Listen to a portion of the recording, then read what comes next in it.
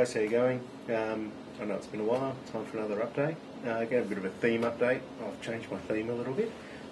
So most of the work I've done so far is going to go out the window. However, it's still going to be Space Hulk theme, still going to be Tyranids, but I've decided that I'm going to go with a more Gene Stealer cult theme than a strict just Gene Stealer theme. So what that means is I'm going to have dudes as well as Tyranids. I'm still going to use the Tyranid Codex.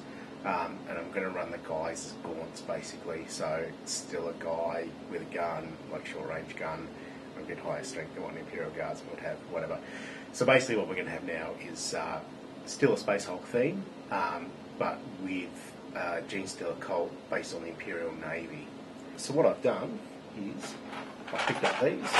These are Perry miniatures. These are British soldiers. See if we can get the camera to focus on that. These are British Civil War. And I've also got some of these. These are War of the Roses infantry, so they're more medieval. They've got some of the breastplates, things like that.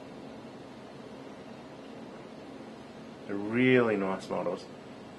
Now you might notice these are actually a bit smaller than a GW figure, but that's alright because it's all I'm using for my humans. The Civil War set actually comes with enough heads to do two boxes worth.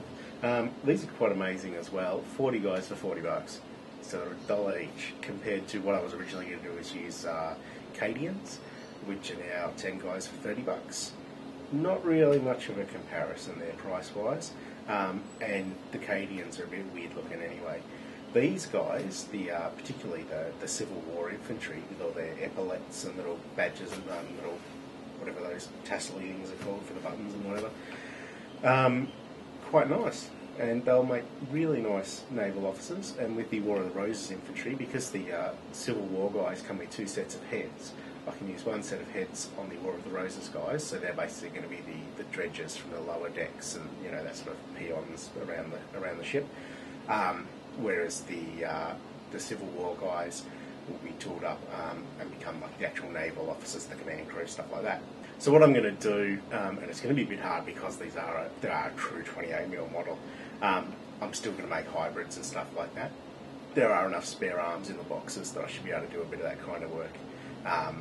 And the biggest problem I'm going to have is, again, being true 28mm, they all the Civil War guys all have rifles. The rifles are quite small, so converting those is going to be a bit hard. I don't know how much work I'm going to do with those, but still, I think it's going to look good, and it gives me the quantity of guys that I need to do the thing.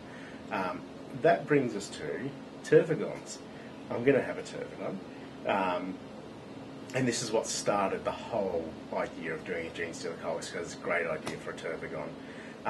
I'm actually building a Tervagon, as some of you will know by now, sculpting one. I've almost finished it, and there will be a video for that, which pretty much covers the whole process of me sculpting this Tervagon. I'm not actually going to use it in the diary in the end, because I had a much better idea.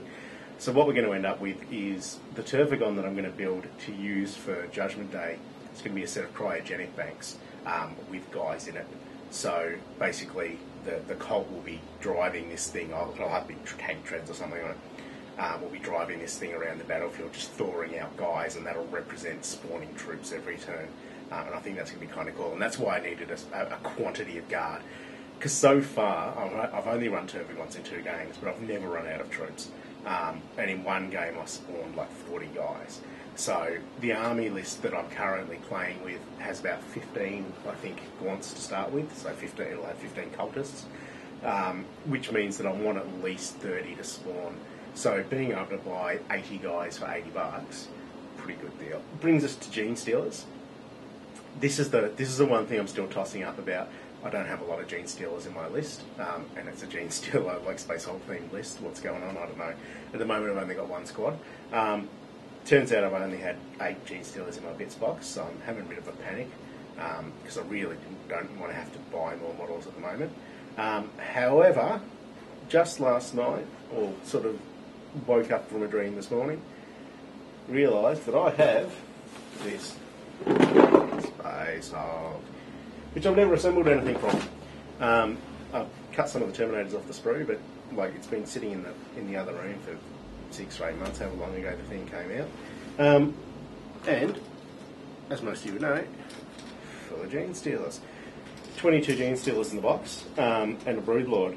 So, since currently the list that I'm playing with only has 1 squad of gene stealers, it's only a squad of 9, that means I can happily assemble a squad of gene stealers out of there. And in fact, while I'm doing it, I'm probably going to assemble both, like make 2 squads. And I have a box of stealers as well, so I've got 8 more. So I've got 30 gene stealers total that I can play with. So what I'm going to end up with at the moment, on this sort of mixed up dealy, still going to do bases. I haven't forgotten about doing bases. It's really, at the moment, it's a bit more of a financial constraint than anything, because I've got to go and buy more casting supplies, and that's about $100 or so, and I'm just not inclined toward that right now. So I'm still going to do that. I have created some bases. Unfortunately, the day that I was down at Battle Bunker making bases, I had my camera and it was even plugged in and pointed at me, and I forgot to hit record.